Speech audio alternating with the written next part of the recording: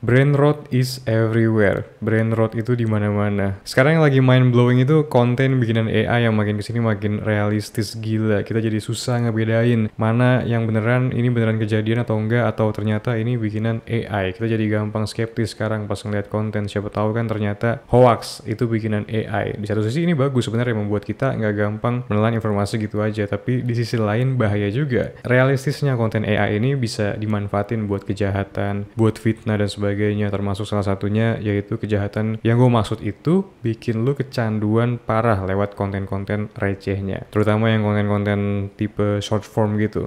Jadi apa yang harus lu lakuin untuk menahan gempuran serangan pembrainrotan massal plus penyerang balik biar lu nggak berakhir kayak kebanyakan orang yang brain rot yang nggak bisa lepas dari HP-nya, selalu menatap layar dan scrolling? Jawabannya adalah buku. Baca buku atau e-book sama aja. Buku itu seperti apa ya?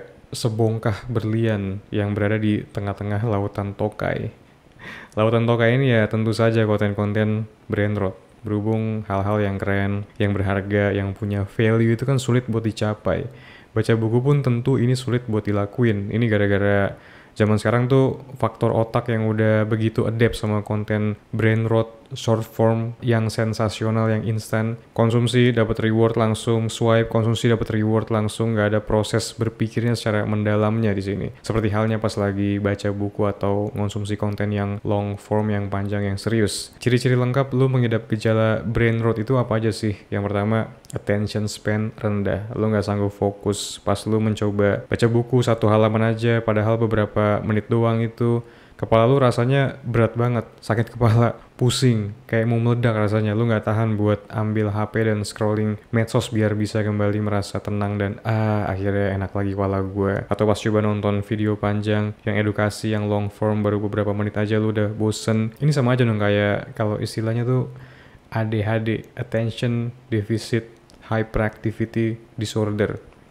Terus yang kedua, kecanduan scrolling. Of course, ini udah pasti banget. Dari mulai bangun tidur sampai malam pas mau tidur lagi, lu selalu scrolling, main HP. Entah itu sosmed, IG, TikTok, atau mobile game online. Dopamin lu sepanjang hari konstan terstimulasi secara tidak natural oleh yang lu lihat di layar. Ratusan atau bahkan ribuan jenis konten lu konsumsi membombardir otak lu sepanjang harinya. Scrolling HP itu udah jadi kayak kebutuhan primer buat muasin segala kebutuhan emosional lu.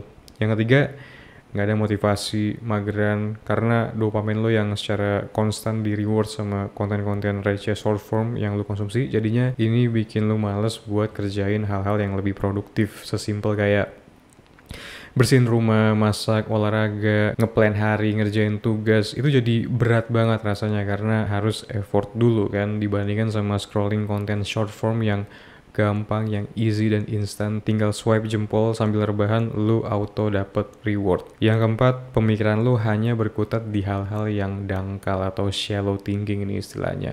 Lu gak pernah mempertanyakan kayak tujuan hidup, hal yang pengen banget lu capai di kehidupan, prinsip lu terhadap suatu hal, apa yang membuat lu unik sebagai individu. Lu gak pernah mikir ke situ gitu. Pikiran lu dipenuhi sama apa ya, hal-hal receh, tren, sensasi berdasarkan yang lu lagi lihat di sosmed, di medsos yang lagi viral. Fokus lu keluar diri, bukan ke intrinsik, bukan ke dalam diri untuk menggali jati diri gitu. Kalau lu ngerasain keempat hal ini di diri lu, tenang, masih ada waktu buat ngebalik ini semua, nge-reverse ini semua. Gue yakin lu pasti nggak puas, nggak bahagia, merasa kosong, kayak ada yang kurang gitu di kehidupan lu dengan lu ngerasain ini semua.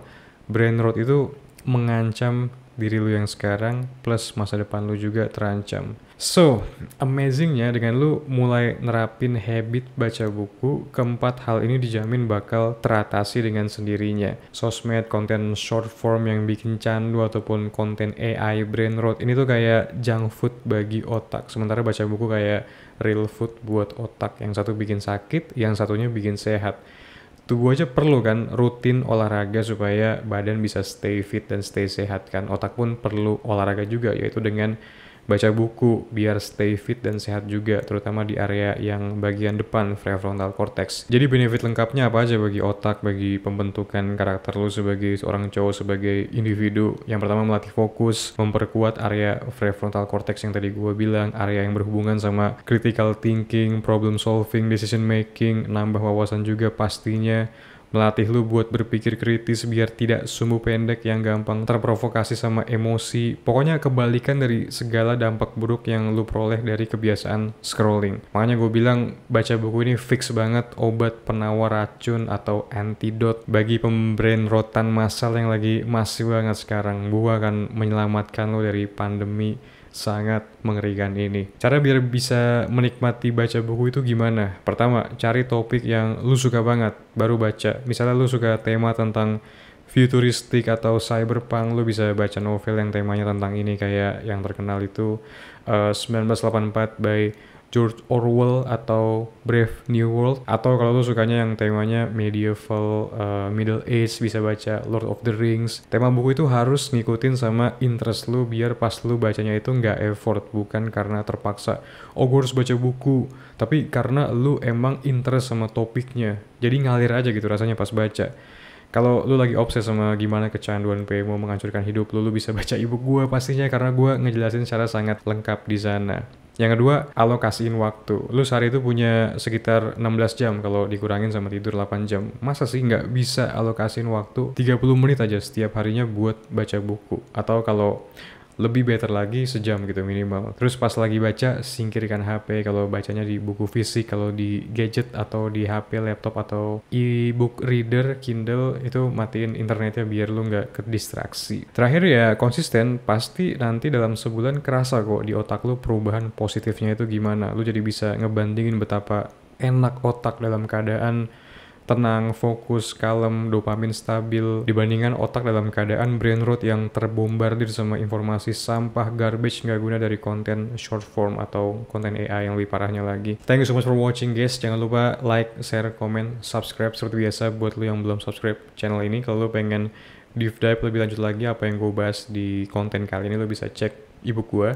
Linknya ada di deskripsi. Bacaan yang sangat akan mengubah mindset lu dan juga ngasih lu banyak wawasan penting bagi seorang cowok yang pengen berkembang di kehidupan. Kita berjumpa lagi di video selanjutnya.